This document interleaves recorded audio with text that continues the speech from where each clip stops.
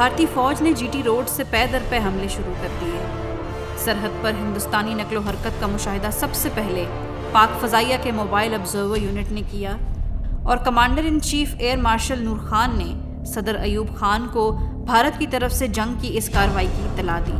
بھارتی فوج ایک ہی دن میں لاہور پر قبضہ کرنے کا منصوبہ بنا چکی تھی، حتیٰ کہ بھارتی اخبارات سے کہا گیا کہ وہ 6 ستمبر کی شام کو اہم اعلان کا انتظار کریں، لیکن بھارتی ناپاک عزائم کو پاک فضائیہ کے شاہینوں نے خاک میں ملا دیا۔ جنگ ستمبر میں ہندوستانی زمینی اور فضائی افواج کے درمیان کوئی ربط نہیں تھا اور بھارتی فضائیہ کے پاکستان پر حملے غیر منظم دکھائی دیے۔ 6 ستمبر کو صبح پاک فضائیہ کے طیارے کامبیٹ ایئر پیٹرولنگ پر تھے جب ان کا رخ کیسر ریڈارز نے بھارتی فضائیہ کے 4 مسٹیئر طیاروں کی طرف کیا جو وزیر آباد کے قریب پاکستانی ریل پر حملہ کرنا چاہتے تھے۔ طیارے میں خرابی کی وجہ سے فلائٹ لیفٹیننٹ امجد کو سرگودھا واپس آنے کی ہدایت دی گئی، جبکہ فلائٹ لیفٹیننٹ آفتاب عالم نے اکیلے ہی 4 بھارتی طیاروں کا مقابلہ کیا۔ آواز کی رفتار سے تیز پرواز کرتے ہوئے فلائٹ لیفٹیننٹ آفتاب نے بھارتی طیاروں کو مار بھگایا۔ فلائٹ لیفٹیننٹ آفتاب تاریخ کے پہلے پائلٹ ہیں جنہوں نے سپر سونک طیارے سے دشمن کے طیارے کو شوٹ ڈاؤن کیا۔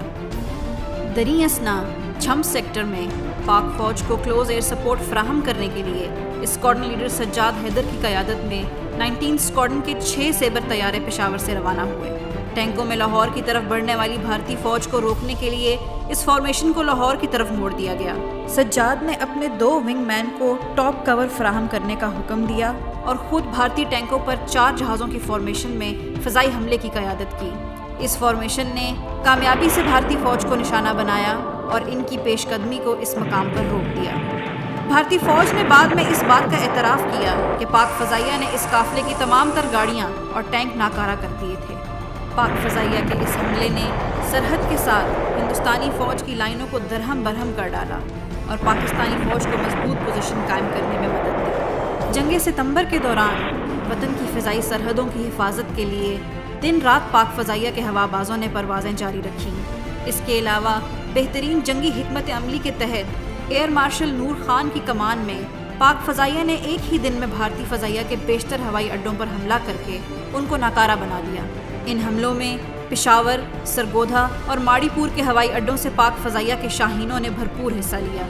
ان حملوں میں اسکواڈرن لیڈر سرفراز رفیقی شہید، squadron leader MM Alam, squadron leader Sajjad Haider, flight lieutenant Saad Hatmi, squadron leader Rais Rafi, flight lieutenant Cecil Chaudhry, squadron leader Najeeb Khan اور فلائٹ لیفٹیننٹ یونس حسین شہید جیسے مایہ ناز ہوا بازوں نے بجلی کی سی تیزی کے ساتھ حملہ آور ہو کر دشمن کے کئی جہاز مار گرائے۔ اسکواڈرن لیڈر MM عالم اور اسکواڈرن لیڈر سجاد حیدر آدم پور اور پٹھان کوٹ کے ہوائی اڈوں پر دشمن کے کئی جہاز تباہ کر کے کامیاب لوٹے، تو دوسری طرف اسکواڈرن لیڈر سرفراز رفیقی اور فلائٹ لیفٹیننٹ یونس حسین نے پلواڑہ کے مقام پر دشمن کے لاتعداد طیاروں کا جمع مردی سے مقابلہ کرتے ہوئے جام شہادت نوش کیا۔ 6 اور 7 ستمبر کی درمیانی رات میں ماڑی پور سے پاک فضائیہ کے بمبار طیاروں نے بھارتی ہوائی اڈوں پر پے در پے حملے کر کے بھارتی فضائیہ کی کمر توڑی۔ ان بمبار ہوا بازوں میں اسکواڈرن لیڈر شبیر عالم صدیقی شہید اور اسکواڈرن لیڈر اسلم قریشی شہید قابل ذکر ہیں، جنہوں نے ایک رات میں 3 بار انتہائی کٹھن صورتحال میں پرواز کرتے ہوئے بھارت کے جام نگر ہوائی اڈے پر حملہ کیا۔ اسکواڈرن لیڈر شبیر عالم صدیقی کا جذبہ حب الوطنی اتنا بلند تھا کہ ایک ہی رات میں بھارتی ہوائی اڈے پر 2 فضائی حملوں کے بعد بھی انہوں نے تیسرے حملے کے لیے خود کو رضاکارانہ طور پر پیش کیا۔ جام نگر پر تیسرے حملے کے دوران اسکواڈرن لیڈر شبیر عالم کا جہاز بھارتی طیارہ شکن توپوں کا نشانہ بنا اور وہ اپنے navigator squadron leader Aslam Qureshi کے ہمراہ جام شہادت نوش کر گئے۔ بے مثال حب الوطنی اور جرت کے مظاہرے پر حکومت پاکستان نے قوم کے ان بہادر سپوتوں کو ستارہ جرت سے نوازا۔